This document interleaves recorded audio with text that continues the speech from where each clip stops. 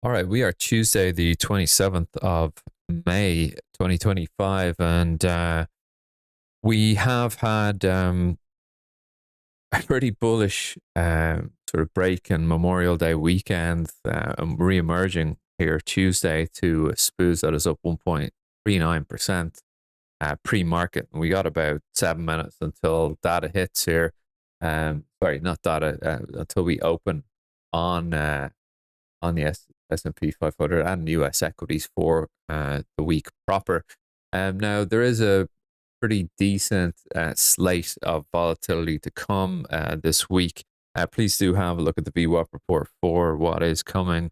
Namely, Fed minutes will be tomorrow, I think. But ultimately, I want to just have a technical look here because this is looking extremely bullish. Before now, I didn't really have that sort of bullish picture, but now this is just fantastic. A clean open and drive here above the YPVAH, and this should yield a push to at least 60, 22 spot 75s, yearly plus one on the SPOOs, and potentially beyond into the new highs over the course of this week.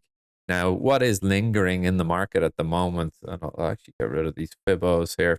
What is actually lingering in the market is the response from the EU. Now, Ursula von der Leyen did give Trump a shout there, I think on Friday or Saturday, and said, "Could you extend?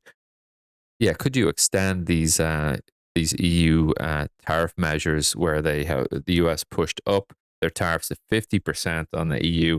Ursula gave him a shout and said, "Listen, could you pause that for 90 days?" Trump said, "Sure thing." So that's really bolstering the Bulls case here at the moment. Now, what we have to be vigilant on is essentially, obviously this is quite bullish. The market's loving it. Whether you like it, I like it, that doesn't matter. The market is showing us it likes this and is pushing up. Now, what we have to be vigilant about here is essentially what the EU come back with, and what do they come back with before the 90? Do they come back before the 90 days is up? Probably. Are they going to come back this week and next week? No. There are surveys that the EU Commission has sent out as of yesterday and today to businesses all across Europe, sort of sounding out where the sensitive points are on this tariff debacle, really, that's facing the EU.